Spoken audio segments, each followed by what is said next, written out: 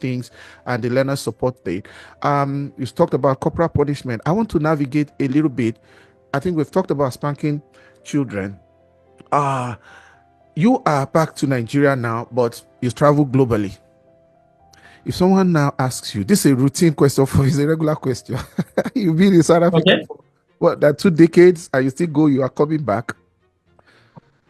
Someone says, because of the pressure of Nigeria, they want to Japa. What would be your advice to them?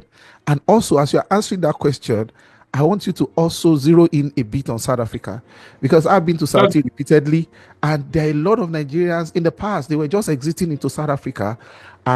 Because you know better than me on that, I have my own view. I didn't see South Africa as being for everybody, the same way Europe and America will accommodate everybody if what they are looking for is jobs, right? So if someone comes to you and what's your opinion on Japa right now? And also help me to zero on Southie, especially our people, SA, as our people with Kwakwada.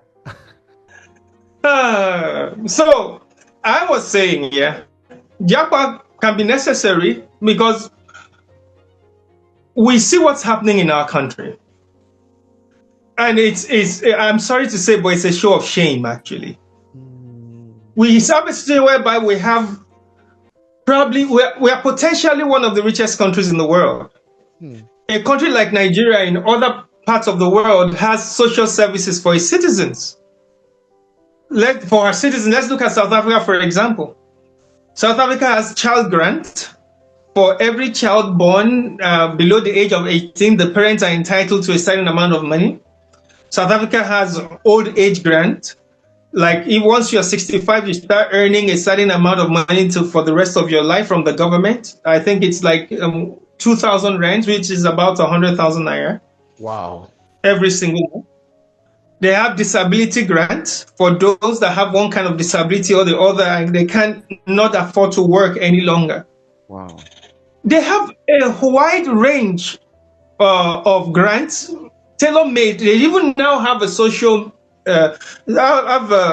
distressed grant, which they instituted during the COVID time for unemployed. Now they've converted it to basic income grant. Wow. So now we have a nation that the system is working for its citizens. But what do Nigerians benefit for being Nigerians? And one of the largest oil-producing countries on the planet, what do we benefit? Not even free healthcare. Let's say you're not even giving any Nigerian grant. There should be at least free healthcare. But let's say that our population is too much and we can't afford free healthcare for everybody. Let's have free healthcare for children under the age of 15 or under the age of 10 even. Or free maternal healthcare. Right. Okay? For pregnant women or something. We don't have any of that. Let's have free healthcare for the infant. You're talking about we do not have. So those are some of the reasons. We are talking about Nigeria now. Why people Japa. Please help me locate. Yes. You are in South Africa for like 20 years plus. Are people going to South and some kind of things they meet, especially those who were exiting for greener pastures? What's your observation on those? Due to the hostility of the South African population, hostility toward black immigrants, not toward white immigrants. You can go from the UK now and go to South Africa even if you're a homeless person in the UK. Wow. You can go to South Africa, they put a shed on you, you'll be accorded the highest level of respect just because of your skin color. Wow. But you can be a professor from Nigeria and you go to South Africa and you'll be undermined because they believe in the country where you are coming from, you are staying in trees and you don't have homes where you stay. Wow. In fact, when I was teaching, a student asked me whether we have cars in Nigeria, because the history, they don't teach them proper history. So that apartheid and Bantu education can continue. They taught them that in other parts of Africa, everybody is suffering. It's only South Africa that blacks are enjoying. They are the only one that have access to everything. That's so what that they teach them. Would think that, That's what they teach them. Yeah, so that they'll think that even during apartheid, even while they are being oppressed, even while their land is being taken, even while their freedom has been curtailed, they are still better off than every other African, black African. That is what they believe. Right. So when apartheid became over, and a lot of Africans started migrating to South Africa, now they were expecting to see dirty Africans. They were expecting to see uneducated Africans. They were expecting to see Africans that are very ugly, that do not even know how to flush a toilet. But now they see Africans that are professionals. Sophisticated. They saw Africans that are professionals. They saw Africans that are clean. They saw Africans that are very eloquent, well-versed, and highly educated. They never expected all of that. And as a result, they started to become resilient. And they began to resist the influence of other Africans. And for them, it became a huge competition for survival, because they believe that other Africans are here to take over their jobs, take over their businesses, take over their land. But the whites that have been doing that for a long time, they are fine because they are their masters. So the fact remains that if somebody wants to japa right now, they are free to do so. But South Africa is not the right place to japa to.